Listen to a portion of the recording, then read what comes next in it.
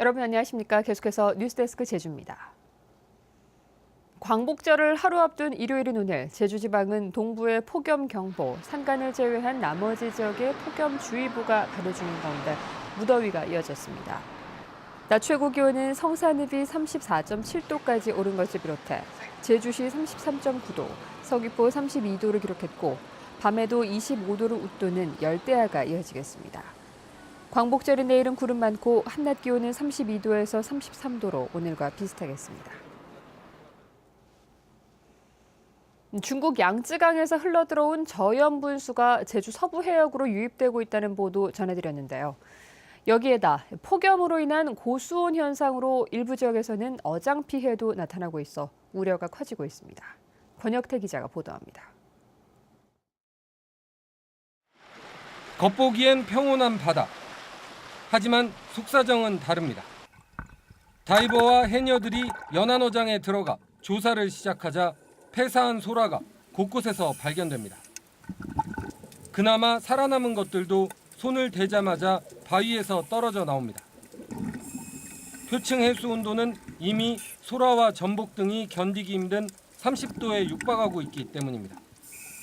땡겨보면은 알아요. 우리가 잡아보면은 힘이 좋은 때는 딱 달라붙어가지고 우리가 힘을 내서 잡아야 하는데 그렇지 않아도 좀 만지니까 좀 힘이 좀 약해요.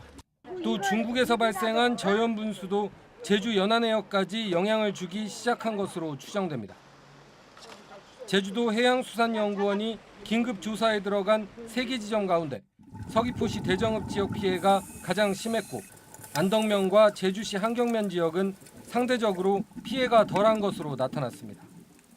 전체적으로 한번 전수조사를 하는 게 좀 좋을 것 같습니다. 그래서 좀 문제가 있는 어촌계 또 폐사가 일부 일하는 어촌계를 중심으로 해서 해녀를 입어시켜 가지고 수온이 낮은 깊은 수심대로 이동시키는 작업을 해야 될 것 같습니다.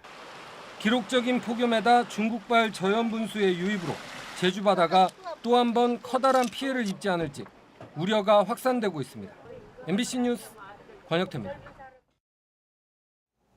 제주도가 대형 마트를 대상으로 종이상자 무상 제공 중단 조치를 추진하면서 서민 가계 부담을 가중시킨다는 논란이 일고 있습니다. 제주도는 클린하우스에 종이상자가 넘쳐 처리가 어렵다며 다음 달 중순부터 대형 마트에서 종이상자를 무상 제공하는 행위를 중지하고 종량제 봉투로 사용 가능한 20리터들이 비닐봉투만을 유상 판매하는 방안을 추진하고 있습니다. 그러나 현재 동지역에서 한 장에 500원, 읍면 지역에서는 350원에 판매되는 해당 비닐봉투 값을 740원으로 올릴 계획이어서 재활용 쓰레기 처리 부담을 도민에게만 돌리고 있다는 지적이 나오고 있습니다.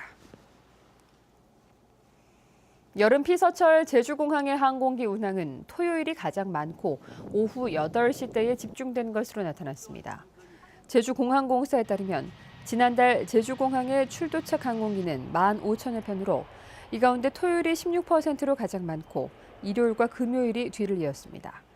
시간별로는 오후 8시 때가 전체 7%로 가장 많았고 오후 6시와 오후 9시 때도 항공기 운항이 몰린 것으로 집계됐습니다. 오늘 오전 9시 반쯤 제주시 조천읍 함덕포구에 정박 중이던 제주대 해양과학연구원선인 아라 2호가 침수되고 있다는 신고가 119에 접수됐습니다.